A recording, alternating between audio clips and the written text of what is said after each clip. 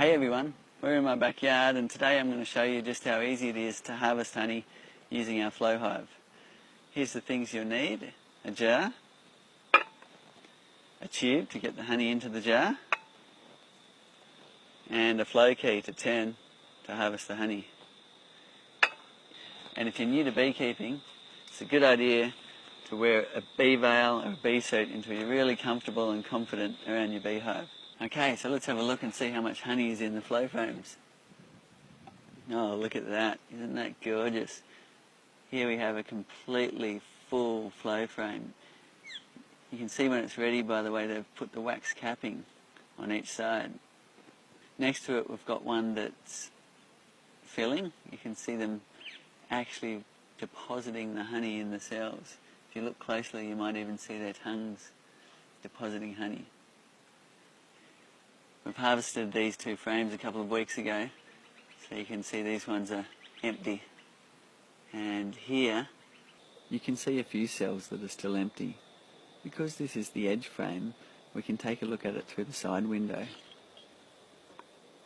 Look at that. The girls have capped all the cells beautifully. It's good to wait until the frame is all capped, or at least mostly capped, before harvest, so you know the honey is ready and will keep without fermenting. Before you harvest, make sure the hive has a 2.5 degree or more slope backwards so the honey drains out of the frames. If you have a complete flow hive, the slope is already built into the bottom board. There are two positions for this core flute slider. It's important before you harvest to put it into the top position, so if any honey spills, the bees can lick it back up from within the hive. So I'm going to remove the tool access cover, then take out the upper cap.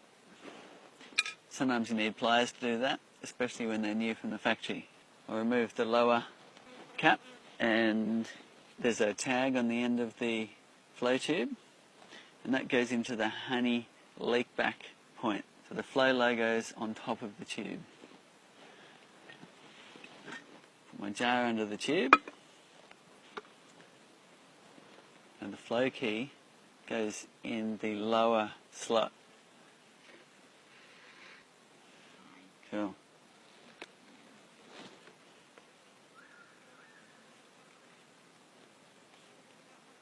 Wow, you can see the honey pouring down. Get a look at that.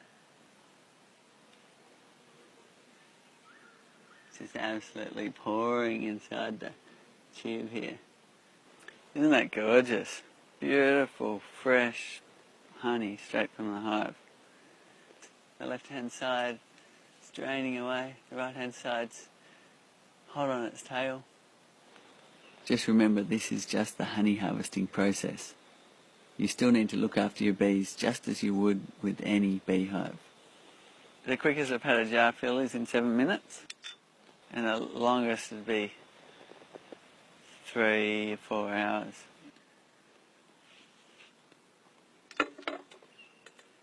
It can be quite hard to turn the handle and open the whole frame at once. So to make it easier, you can simply open part of the frame at a time. So what we're going to do is open the frame in sections. So I've just put the tool in a quarter. Now I'm going to turn that. Then another quarter. Turn it again. Another quarter. Then all the way.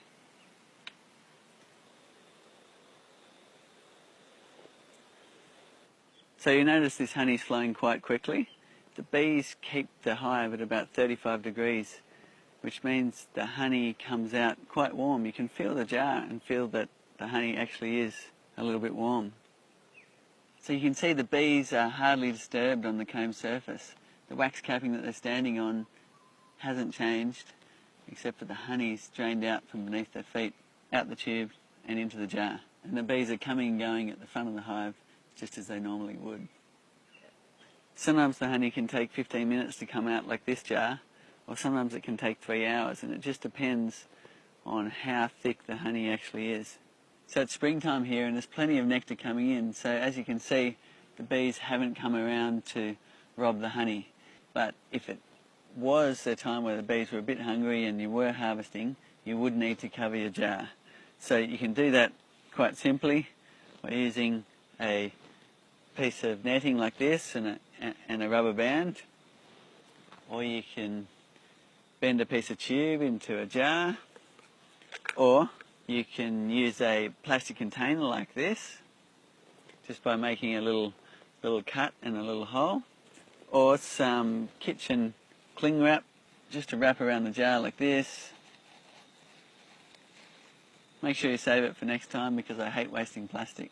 This jar is just about to overflow, so it's more than 3 kilograms of honey now that's come out of that one frame. So we've just had to do a quick jar swap because this jar was just about to overflow. Isn't that amazing? That's over 3 kilograms in that jar and it's still flowing out of one flow frame. So to finish off, we need to reset the combs into their original position.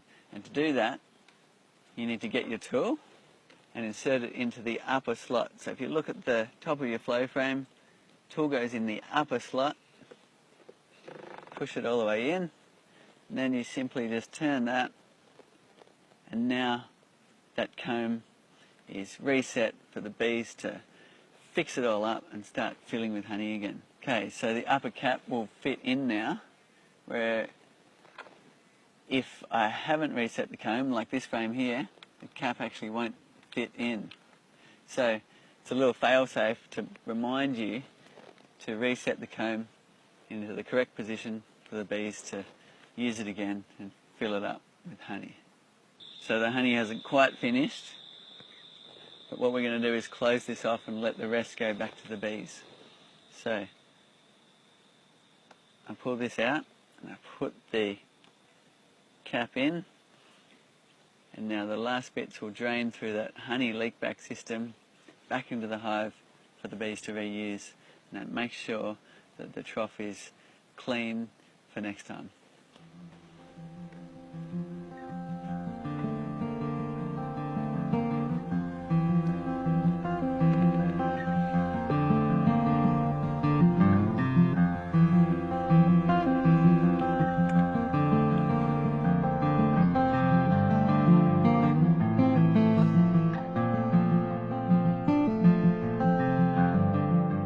If you want to keep up with all the latest from Flow Hive, make sure you subscribe to the YouTube channel.